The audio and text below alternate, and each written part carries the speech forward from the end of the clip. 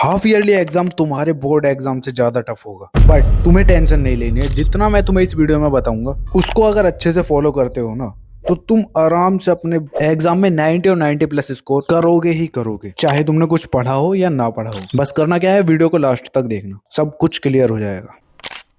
तुम अगर बस इन इंपॉर्टेंट टॉपिक्स को कर लेते हो ना तो मेरी गारंटी है कि तुम अपने एग्जाम में बहुत तगड़ा स्कोर कर रहे होगे। ये टॉपिक्स लास्ट में इसलिए बताए हैं क्योंकि मेजॉरिटी बच्चे सीरियस ही नहीं है अपनी स्टडी को लेकर, उनकी कंसंट्रेशन पावर ही ठीक नहीं है।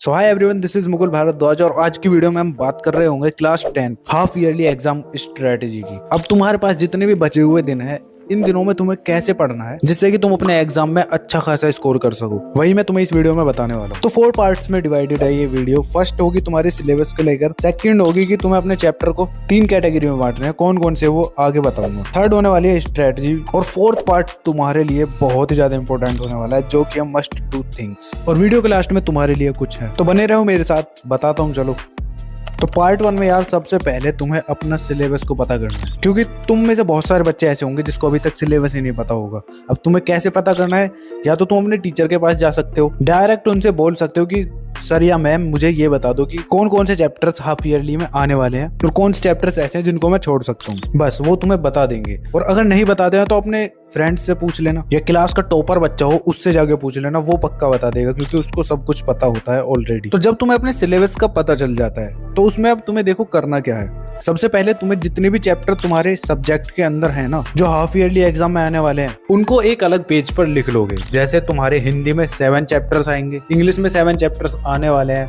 मैथ्स में 7 आएंगे, साइंस में 7 और एसएसटी में 7। अब कोई जरूरी नहीं है यही 7 आए, मैंने बस ये एक अप्रोक्स आइडिया लिया है कि हाँ ये चैप्टर्स इतने इतने आ सकते हैं, ठीक है। तो तुम उन्हें एक पेज पर लिख लोगे। अब तुम्हारे टोटल 35 चैप्टर्स हो जाते हैं। अब 35 चैप्टर्स हैं तुम्हारे पास, और अब दिन कितने बचे हैं तुम्हारे एग्जाम के लिए वो कमेंट में भी बता दो, और साथ ही में अपने चैप्टर्स भी बता देना कितने चैप्टर हैं टोटल हाफ ईयरली के लिए। तो देखो अब करना क्या है, अगर तुम्हारे पास एक हफ्ता है पूरा तो तुम 5 चैप्टर्स एक दिन में निपटाओगे। हिंदी का एक चैप्टर, इंग्लिश का एक चैप्टर, मैथ्स का एक चैप्टर, साइंस का एक चैप्टर और सोशल साइंस का एक चैप्टर। बट अगर तुम्हारे पास बिल्कुल भी टाइम नहीं है तो क्या करना है वो आगे बताऊंगा वीडियो में, जो कि 3rd पार्ट और 4th पार्ट में होने वाला है। तो अभी के लिए तुम्हें पता चल गया ना क्या करना है। सबसे पहले अपने सिलेबस को पता करना है, फिर उसको एक पेज पर नोट डाउन कर लेना है, और फिर देखना है तुम्हारे पास कितने दिन बचे हैं और कितने चैप्टर्स तुम्हें निपटाने हैं। तो अब अपने सिलेबस को जल्दी कैसे कंप्लीट करोगे तुम, इस वीडियो को देख लेना, ये मैंने ऑलरेडी अपलोड कर रखी है, तो इस वीडियो के बाद जाके देख लेना। अब पार्ट 2 में यार तुम्हें इन चैप्टर्स को 3 कैटेगरी में डिवाइड करना है। तो फर्स्ट कैटेगरी होने वाली है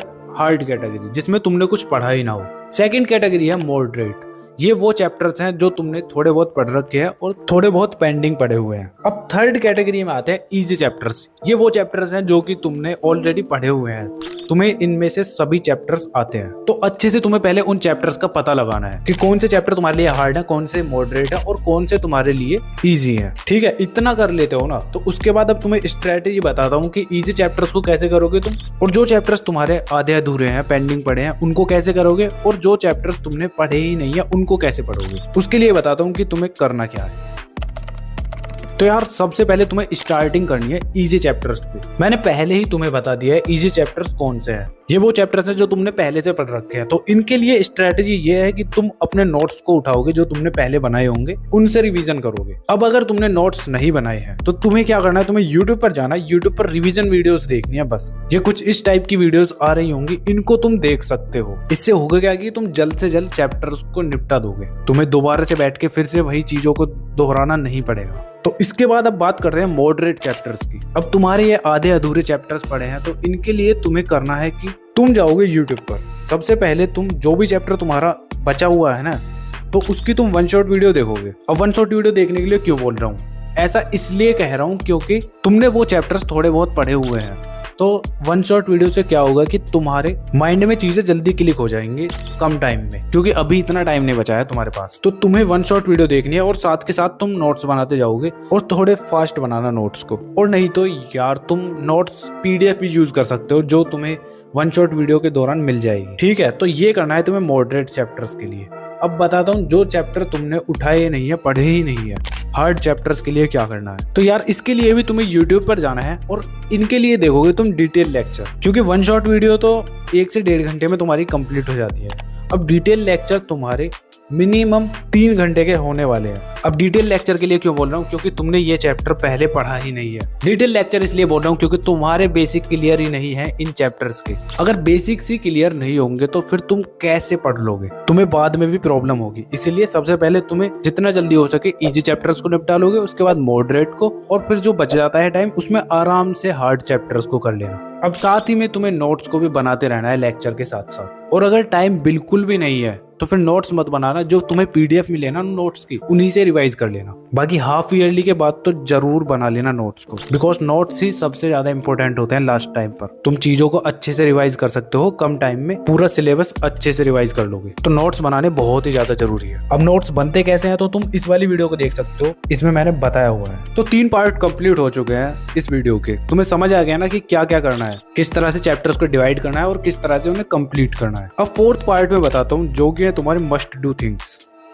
अब ये पार्ट मैंने क्यों ऐड किया है, क्योंकि ये तुम्हारा इस वीडियो का सबसे इंपॉर्टेंट पार्ट है। इस पार्ट की हेल्प से तुम्हारे मार्क्स नेक्स्ट लेवल जाने वाले हैं। तो इसमें मैं तुम्हें बताने वाला हूँ जो भी चैप्टर को तुम पढ़ोगे ना, उस चैप्टर को इन 3 स्टेप्स की हेल्प से कंप्लीट करना है। तो फर्स्ट है तुम्हारा कि सबसे पहले तुम्हारे पास नोट्स होना जरूरी है। अब चाहे नोट्स खुद के हो, अगर खुद के हैं तो फिर बहुत ही अच्छी बात है, और अगर खुद के भी नहीं है, किसी यूट्यूबर के हैं तो भी कोई बात नहीं। उन नोट्स से तुम उस चैप्टर को अच्छे से समराइज करोगे, रिवाइज करोगे। उसके बाद सेकंड स्टेप में तुम एनसीईआरटी एग्जाम्पलर्स और क्वेश्चंस को सॉल्व कर रहे होगे। अब एनसीईआरटी तुम्हारी ऐसी बुक्स हैं जिनके अंदर से तुम्हारा 80% पेपर बनता ही बनता है, और ज्यादातर क्वेश्चंस ये एग्जाम्पल से उठाकर रख दिए जाते हैं। और बाकी के बैक एक्सरसाइज के जो क्वेश्चंस होते हैं इनको भी तुम्हें जरूर लगाना है, क्योंकि अगर तुम एनसीईआरटी को भूल गए ना तो तुम्हारा बेड़ा गर्क हो जाएगा। जब तुम एनसीईआरटी के एग्जाम्पलर्स और क्वेश्चंस को निपटा देते हो ना, तो उसके बाद तुम्हें करने हैं previous year questions. Previous year questions ही तुम्हारे गेम चेंजर है।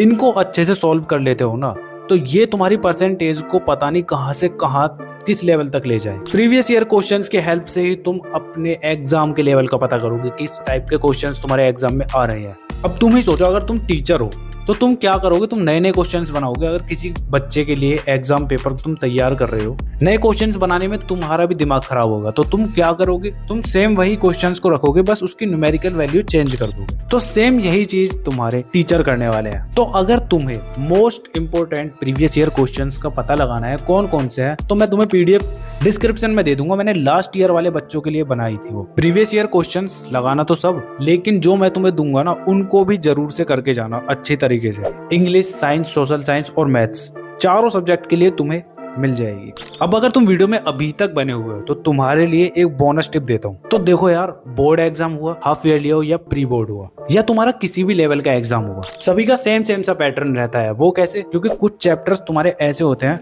जो हाईली वेटेज के होते हैं, और कुछ चैप्टर्स ऐसे होते हैं जो लो वेटेज वाले होते हैं। अब वो कैसे पता करना है, वो तो तुम सिंपली कहीं से भी देख सकते हो, लेकिन उन चैप्टर्स के अंदर इंपॉर्टेंट टॉपिक्स भी होते हैं जिनसे ज्यादा क्वेश्चंस पूछे जाते हैं। तो अब उन टॉपिक्स को कैसे पता करना है जिनके हेल्प से तुम कम टाइम में बहुत तगड़ा स्कोर कर सको। ये एक बैक बेंचर स्ट्रेटजी है जो मैं अपने टाइम पर फॉलो करता था। तो देखो यार, जब तुम प्रीवियस ईयर क्वेश्चंस को सॉल्व करने के लिए बैठोगे ना, तो तुम देखोगे कि कुछ क्वेश्चंस बार बार रिपीट होते जा रहे हैं। अब उन क्वेश्चंस को देखकर तुम्हें पता चल जाएगा कि ये कौन सा टॉपिक है जिससे ये क्वेश्चंस पूछे जा रहे हैं। ऐसे ही जो भी टॉपिक्स तुम्हारे पूछे जा रहे हैं ना, जो इंपॉर्टेंट है, उनको तुम हाईलाइट कर सकते हो। इससे बहुत तगड़ा फायदा होने वाला है। और अगर तुम्हें ये झंझट से बचना है तो ये भी मैं ही बता दूंगा, क्यों टेंशन ले रहे हो। तो साइंस मैथ्स के लिए तो पूरे चैप्टर्स के लिए है, और सोशल साइंस में मैंने हिस्ट्री के लिए अपलोड कर रखे हैं। तो साइंस के लिए यार तुम्हें chemical reaction and equation chapter के लिए ये टॉपिक्स करने हैं। मेटल और नॉन मेटल्स के लिए ये वाले टॉपिक्स पर ज्यादा ध्यान दोगे। एसिड, बेस एंड साल्ट्स के लिए तुम ये वाले टॉपिक्स करोगे,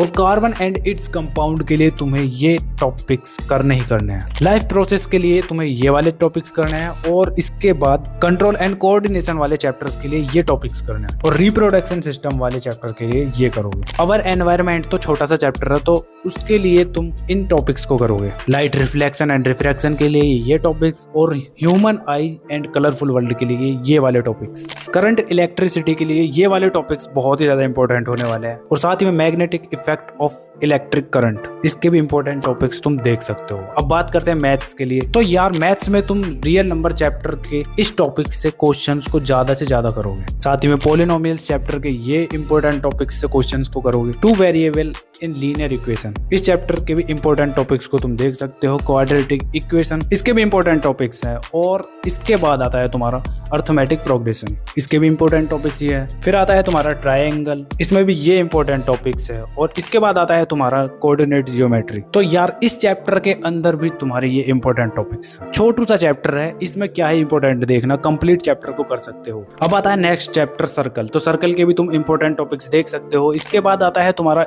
इंट्रोडक्शन ऑफ ट्रिग्नोमेट्री, इसके इंपॉर्टेंट टॉपिक्स इन्हें करोगे तुम। इसके बाद आता है एप्लीकेशन ऑफ ट्रिग्नोमेट्री, ये छोटा सा चैप्टर है, इसको कंप्लीट ही कर लेना है। इसके बाद आता है एरिया रिलेटेड टू सर्कल, तो इस चैप्टर के इंपॉर्टेंट टॉपिक्स को भी तुम नोट कर लोगे। अब बात करते हैं next chapter surface area and volume, तो यार इसके अंदर भी तुम इंपॉर्टेंट टॉपिक्स को देख सकते हो, इन्हें नोट कर लेना। अब नेक्स्ट चैप्टर आता है तुम्हारा स्टैटिस्टिक्स, ये तुम्हारा सबसे इजी चैप्टर है, तो इसके भी इंपॉर्टेंट टॉपिक्स मैंने दे दिए हैं, इनको कर लेना। अब लास्ट चैप्टर आता है तुम्हारा प्रोबेबिलिटी, तो इसके भी इंपॉर्टेंट टॉपिक्स तुम्हें दिख रहे होंगे, इन्हें भी नोट कर लेना। तो यार अगर तुम पढ़ रहे हो किसी भी चैप्टर्स को, तो इन टॉपिक्स को गलती से भी स्किप मत कर देना। सबसे पहले तुम्हें इन्हीं को पक्का करना है, और मेरी गारंटी है कि क्वेश्चन भी इन्हीं टॉपिक्स से बनेगा, बिकॉज तुम्हारे सीनियर्स को भी मैंने लास्ट ईयर यही पीडीएफ दी थी, और हजारों बच्चों को इससे बहुत ही ज्यादा फायदा हुआ था। बिकॉज यार मैंने लास्ट 10 ईयर्स के जितने भी प्रीवियस ईयर क्वेश्चंस थे ना, उनको अच्छे से एनालाइज किया, उसके बाद ये टॉपिक्स देखे थे। तो तुम्हारा टाइम बच जाए इसीलिए मैंने ये तुम्हें बता दिए हैं, तो इन्हें अच्छे से यूज करना अब स्टडी में। और जितने भी इंपॉर्टेंट टॉपिक्स हैं इनके एटलीस्ट 5 से 10 क्वेश्चन को लगा के चले जाना। सोशल साइंस के लिए भी है, सोशल साइंस के लिए मैं पीडीएफ डिस्क्रिप्शन में दे दूंगा, वहां से जाके डाउनलोड कर लेना। तो हाफ ईयरली एग्जाम को फोड़ने के लिए मेरे साथ कौन कौन रेडी है